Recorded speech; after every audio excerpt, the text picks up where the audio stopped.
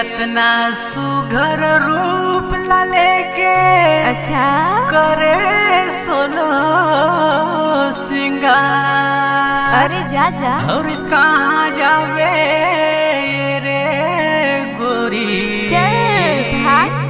आबे आबे आबे वाड्रफ नगर। अरे नहीं आओ नहीं आओ नहीं आओ जी नहीं आओ।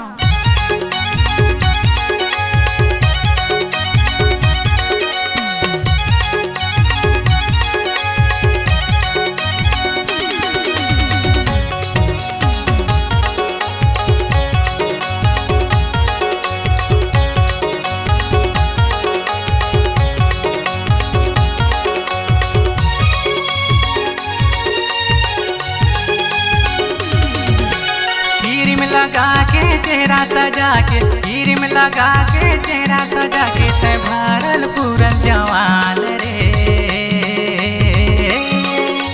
फैशन वाली टूरी मोर जान ले बेकार। फैशन वाली टूरी मोर जान ले बेकार। क्रीम लगा के चेहरा सजा के, क्रीम लगा के चेहरा सजा के, ते भरल पूरन जवान रे। फैशन वाली मटूरी तोरी जान ले होनारे। फैशन वाली मटूरी तोरी जान ले होनारे।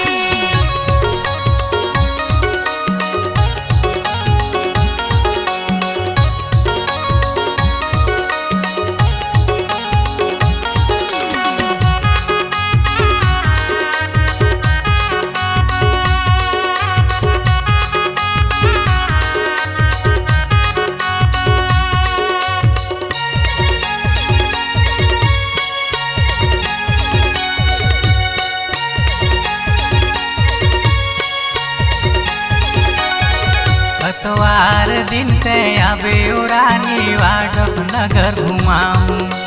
किसिम किसिम के दीपक जगतोला फूल के चाट खवाऊं।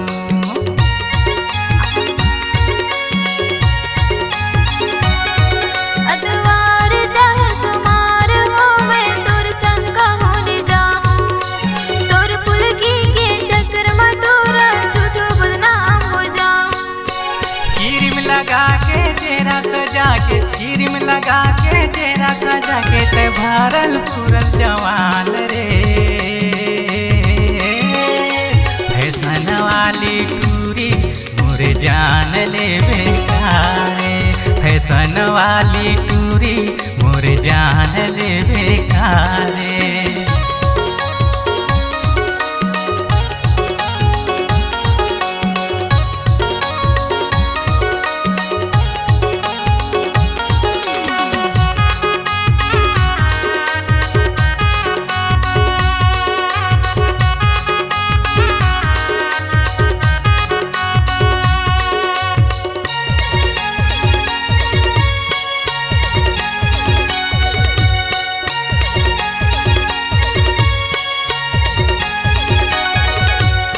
चाहे माया ये मोर रानी दिल के बात समझना।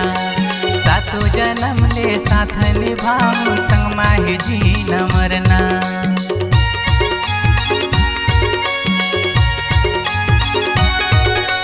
करी भरोसा ये मोर सजना तोर बोली गुट बात की।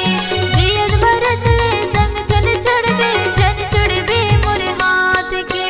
क्रीम लगा के चेहरा सजा के, क्रीम लगा के चेहरा सजा के, ते भरल पूरन जवान रे।